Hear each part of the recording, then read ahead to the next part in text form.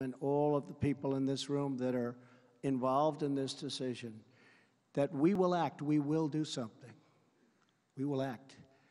With us on Wednesday was one of the families whose daughter didn't come home last week, a beautiful young woman named Meadow Pollock. Incredible family. I had them in the Oval Office, incredible people.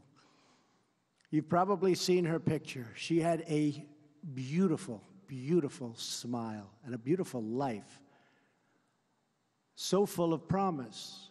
We wish there was something, anything we could do to bring Meadow and all of the others back. There are not enough tears in the world to express our sadness and anguish for her family and for every family that has lost a precious loved one. No family should ever save and ever have to go in and suffer the way these families have suffered. They've suffered beyond anything that I've ever witnessed. A father drops his daughter off at school, kisses her goodbye, waves to her, she's walking up the path, and never sees her alive again. Gets a call, can't believe it, thinks it's a nightmare, wants to wake up from the nightmare. So we want to hear ideas from Americans of all backgrounds and beliefs about how we can improve security at our schools, tackle the issue of mental health. Because this was a sick person, very sick. And we had a lot of warning about him being sick. This wasn't a surprise. To the people that knew him, this wasn't even a little bit. In fact, some said, we're surprised it took so long. So what are we doing? What are we doing? We want to ensure that when there are warning signs, we can act and act very quickly. Why do we protect our airports and our banks, our government buildings, but not our schools?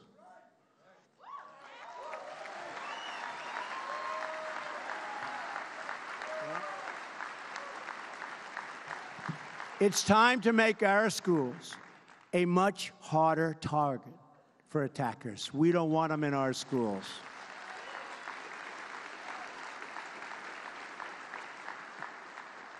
We don't want them.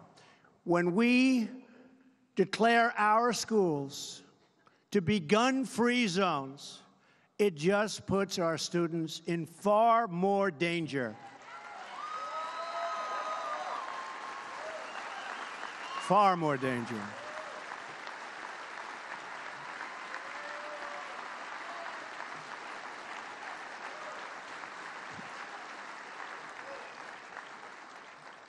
Well-trained, gun-adept teachers and coaches and people that work in those buildings, people that were in the Marines for 20 years and retired, people in the Army, the Navy, the Air Force, the Coast Guard, people that are adept with weaponry and with guns. They teach. I mean, I don't want to have 100 guards standing with rifles all over the school. You do a concealed carry permit.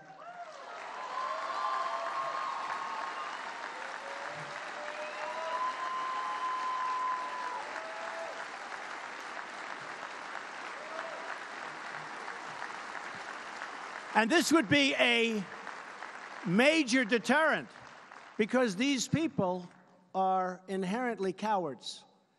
If they thought, like if this guy thought that other people would be shooting bullets back at him, he wouldn't have gone to that school. He wouldn't have gone there. It's a gun-free zone. It says this is a gun-free zone. Please check your guns way far away. And what happens is they feel safe. There's nobody going to come at them. This way, you may have, and remember, if you use this school as an example, this is a very big school with tremendous floor area and a lot of acreage. It's a big, big school, good school, a big, big school. You'd have to have 150 real guards. Look, you had one guard. He didn't turn out to be too good, I will tell you that. He turned out to be not good. He was not a credit to law enforcement. That I can tell you. That I can tell you.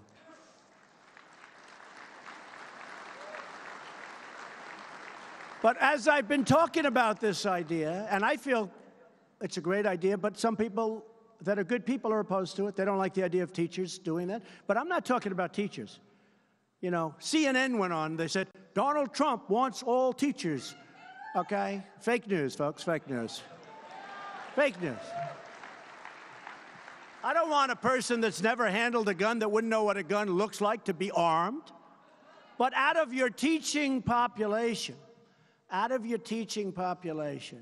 you have 10%, 20% of very gun-adept people. Military people, law enforcement people, they teach. They teach. And something I thought of this morning, you know what else? And I thought of it since I found and watched Peterson, the deputy who didn't go into the school because he didn't want to go into the school, okay? He was tested under fire, and that wasn't a good result. But you know what I thought of as soon as I saw that? These teachers, and I've seen them at a lot of schools where they had problems. These teachers love their students, and the students love their teachers in many cases. These teachers love their students, and these teachers are talented with weaponry and with guns. And they feel safe. And I'd rather have somebody that loves their students and wants to protect their students than somebody standing outside that doesn't know anybody and doesn't know the students, and frankly, for whatever reason, decided not to go in, even though he heard lots of shots being fired inside. The teachers and the coaches and other people in the building, the dean, the assistant dean, the principal, they love their people. They want to protect these kids. And I think we're better with that.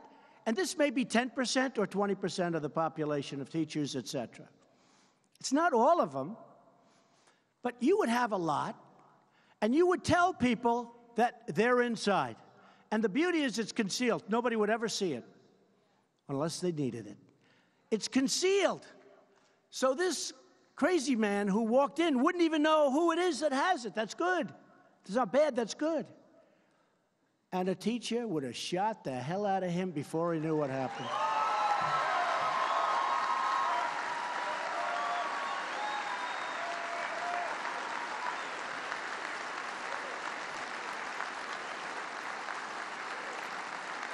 They love their students.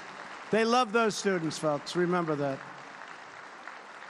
They love their students. And I'm telling you that would work, because we need offensive capability. We can't just say, oh, it's a gun-free school, we're going to do it a little bit better. Because then you say, what happens outside? The students now leave school, and you got 1,000 students. You got 3,500 at the school we're talking about. But you have 1,000 students standing outside. The teachers are out there also. If a madman comes along, we have the same problem, but it's outside of the school. Or they drive cars. There are a lot of things can happen. I want to stop it. And I know it's a little controversial to say, but I have to say, since I started this 2 days ago, a lot of people that were totally opposed to it are now agreeing. They love their students. They don't want their students to be killed or to be hurt. So we have to do something that works. And one of the big measures that we will do, and everybody in this room, I think, has to agree, and there's nobody that loves the Second Amendment more than I do, and there's nobody that respects the NRA. They're friends of mine. They backed us all. They're great people. They're patriots. But they're great people. But we really do have to strengthen up, really strengthen up background checks. We have to do that.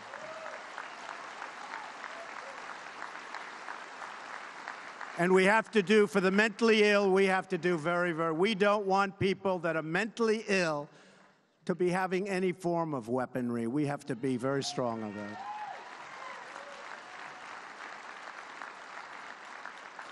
So we're going to do that, and I really believe that Congress is going to get it through this time, and they have a different leader. They have somebody that wants to get it through, not somebody that just all talk, no action, like so many of these folks. This is somebody that wants to get it through. but I also want to protect. We need a hardened site. It has to be hardened. It can't be soft, because they'll sneak in through a window, they'll sneak in some way, and again, you're standing there totally unprotected. You know the 5 great soldiers from 4 years ago. 3 of them were world-class marksmen. They were in a military base in a gun-free zone. They were asked to check their guns quite far away. And a maniac walked in, guns blazing, killed all 5 of them.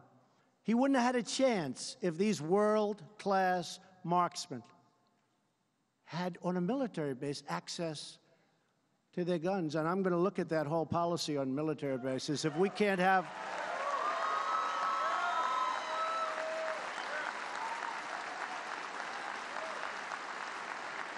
All 5 were killed. All 5. The guy wouldn't have had a chance.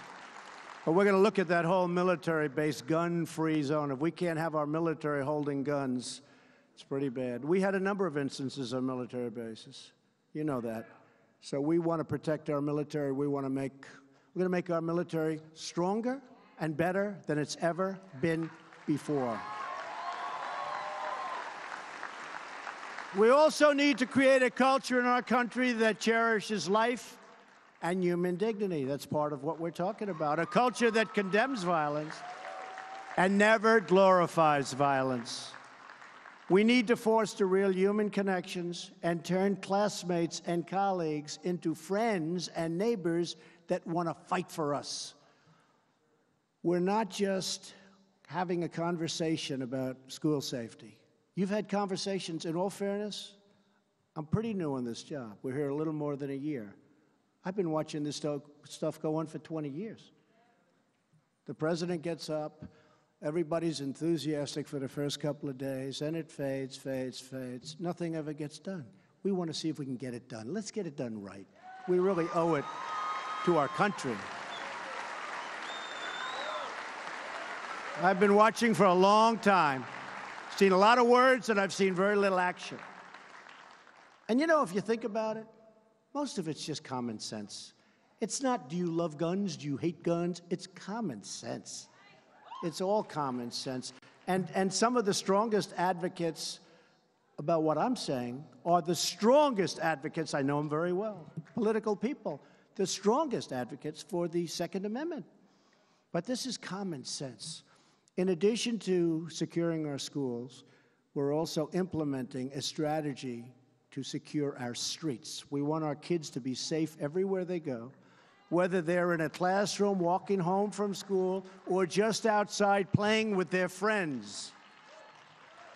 Every child deserves to grow up in a safe community surrounded by a loving family and to have a future filled with opportunity and with hope.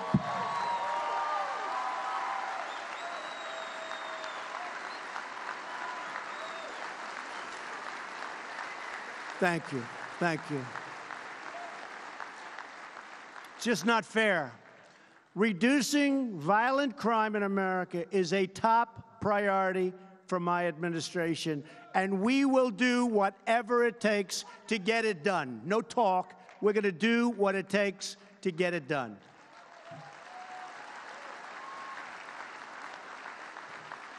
As you've seen, pretty well reported that we're significantly increasing gun prosecutions by tremendous percentages.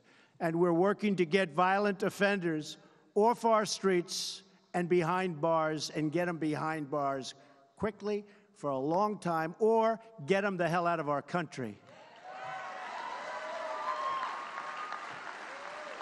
In 2017, we brought cases against more